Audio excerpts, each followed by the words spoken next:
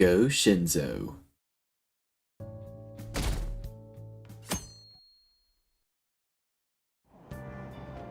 Hey!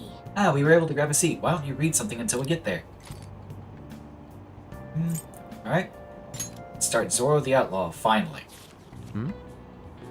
The man in the mask stood up for the weak and fought valiantly against injustice. Yep. Make sure you pay extra close attention to how totally awesome Zoro is. He might be biased. Hey! How far'd you get? Not far enough. Well, we'll have to continue some other time. I'd say that was an efficient use of your time. Glad you agree, Cat. Glad you agree.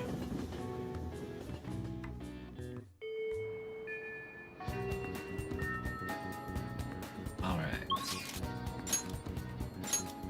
So Ryuji and Maruki can hang out. An can hang out. Who wants my attention? Okay. Hi, how have you been? If you don't mind, could I ask for some of your time? It won't take long, so feel free to just stop by. Alright? Let's do this. So what's it gonna be? Do you want to hang out with Maruki? Let's go see him. Thank you. I'm glad to hear it. Well, I'll meet you in the nurse's office then.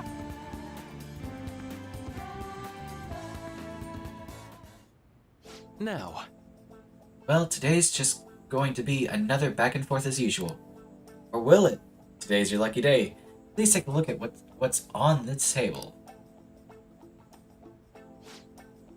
I've been making you listen to all this tough stuff about trauma, pain, and grief lately, so found these cookies in an underground mall. Now we can have a little break. They're kind of fancy cookies, too. I thought I'd get a surprise for you since you've been kind enough to indulge me all this time. Go ahead, enjoy. This looks great. Go on, don't be shy. I've got enough for seconds, too. Oh, yes. Oh, I know. As long as we're talking about cookies, they actually reminded me about this psychological experiment. The scientists prepared 2 containers and put the same kind of cookies in both of them. In one container they put only 1 cookie, but the other was filled with cookies, 10 of them. So then they had their subjects try cookies from each container and asked how their tastes compared. So which container's cookies were marked as tasting better? Any guesses? The 1 cookie container. Right. Correct! Easy to guess, huh? There's something about the law of scarcity. It's about what you'd imagine from the name. People are drawn to things that are more scarce. You can see this law in action just by observing how excited people get over limited edition merchandise. I never considered that. It's a strange prospect, right? But also intriguing. In becoming aware of scarcity, we trigger our own desires and cause a change in our cognition. Not only that, the effect spreads to our senses and creates a subjective, observable difference in our reality. Basically, your perceptions can be changed by your cognition or preconceptions. It's all below the conscious level. It's really incredible. Incidentally, now that you've heard that story, how do you feel about that idea? That your unconscious desires may have changed the taste of the cookie? And as long as it tastes good. That's definitely not the usual response, but it's one I can understand. Probably sounds like an exaggeration, but something about that seems so beautiful to me. Maybe the human heart can falter, or be unreliable sometimes. But if this experiment proves anything, it's that even a simple preconception can be enough to bring someone more joy. For example, take that story I just told you. What if you'd eaten that 1 cookie, and it had been the best cookie of your life? Say I never revealed the trick behind it. That cookie would have remained more delicious than usual. It would have been a subjective truth of your reality. I guess so. Right? I'm glad to hear you say that. Basically, what I wanted to say was, this idea of preconception could be studied further, actually applied to treating people. I feel like it could help a lot of people. Maybe even more than I could help through counseling. And again, it relies so heavily on perspective. Some people might call it a lie, or see it as running from problems. Still, even if that's true, I still believe that method could save a lot of people. Sorry. Oh, yikes. I'm so sorry. We wound up getting into an academic conversation after all. I really need to watch myself. Whenever I'm talking to you, somehow I always end up going back to my research. It's fine. I truly am grateful for everything you've done. Not just because I can get your opinion on these things either. It's more like, it's as if I'm talking to an old friend. Oh yeah? But maybe that's too personal. After all, this is all for the sake of our deal, right? So we say, anyway. Well, got a strong bond of friendship with Maruki now. Chance to restore Joker's SP when it is low. Alright.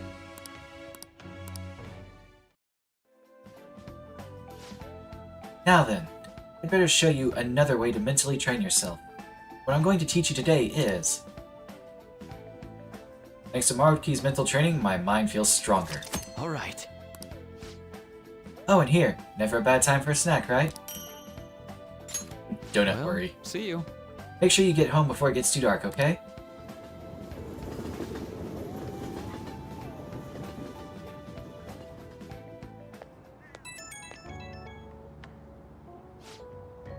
Oh, this is Maruki. Sorry about earlier. It was supposed to be a chance for us to relax, but ended up being another big academic discussion.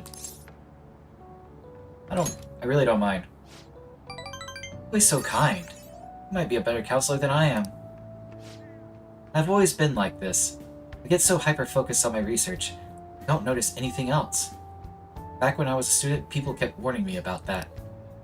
Oops, there I go rambling again. Sorry. Alright, see you again soon.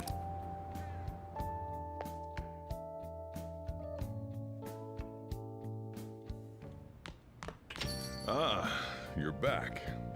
Hey, About that stuff you got, the sooty armor you mean. There's a laundromat near the bathhouse, right? If we got spare time, maybe we could wash them. Maybe. Probably not. Okay, who wants my attention? Ah, Mishima does, huh? So does Sojiro. Sojiro can rank up? Ask Mishima.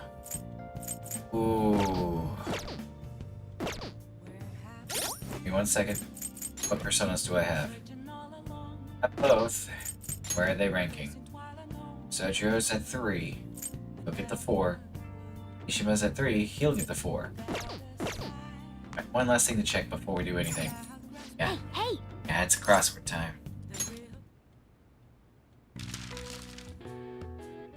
Type of outdoor allergy. Okay. Sign of a cold. Sneeze.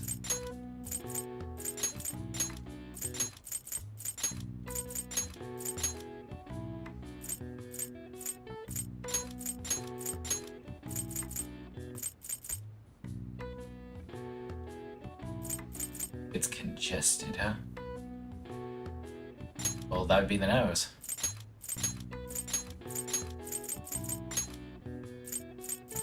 Alright, so we're left with this.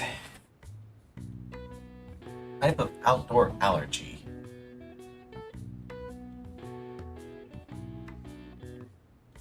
Well, it's gonna be something pollen related.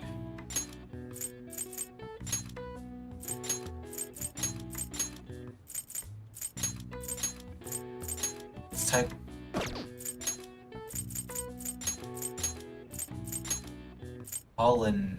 pollenosis? Is that a word?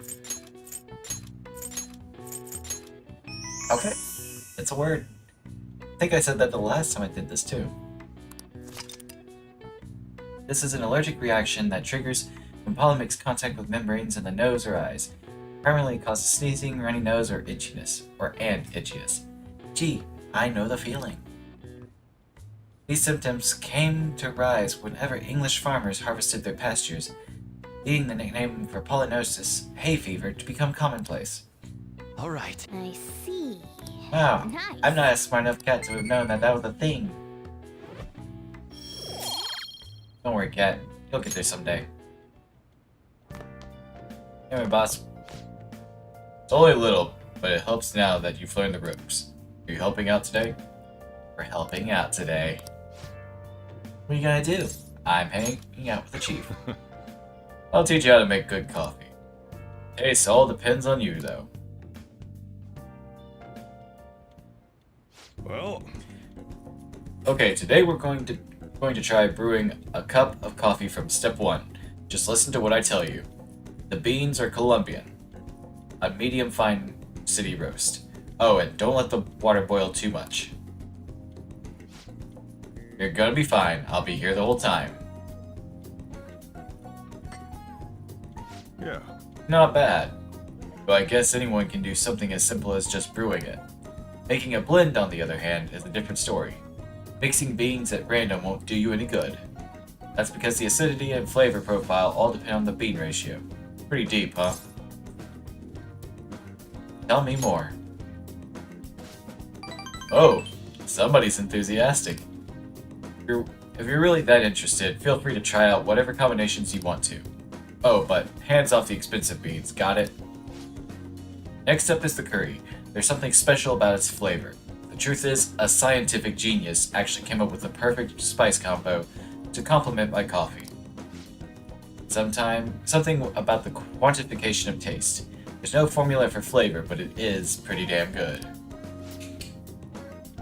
Anyhow, we don't make compromises when it comes to food service.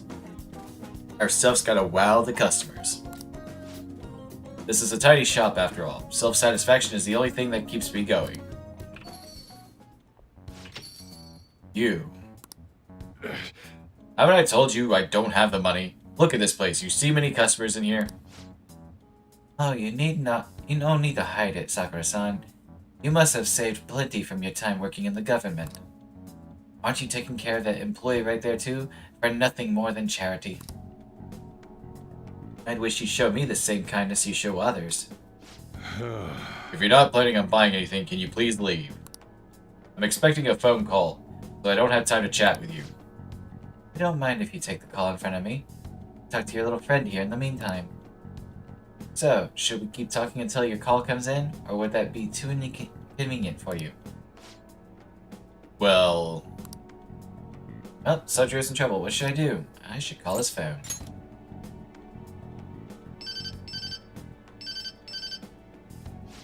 Oh, there's that social services call I was waiting for. They come around pretty often to make sure that this guy's not getting in any trouble. Want me to introduce you? Oh, that's right. I have some business that I need to take care of myself. I'll come back later. Jeez. Does he really have nothing better to do? Ugh. I guess I should explain what's going on. He might try and drop by when I'm not around. That man is an old acquaintance of mine who's short on cash right now. Looks pretty friendly, yeah? Don't let him fool you. All an act. I have to say, though, I'm surprised you were quick-witted enough to pull that stuff off. You really saved me back there. Thanks.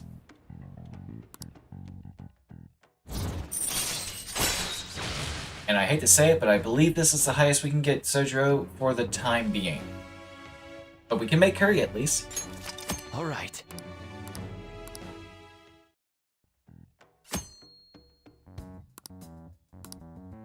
And that's telling you how to go about doing it. Check the fridge, see if there's ingredients, and we can make it if there is. Still, why do you poke around in other people's troubles? It's way easier to ignore them. I guess that's just the kind of person you are, though, huh? It's that time already? Ugh, I'd report him to the cops if he wasn't related to her. Hmm? Oh, never mind that. Now then. Anyway, that's it for today. Go study or something after you close up. Alright, more kindness points, but it's still not enough.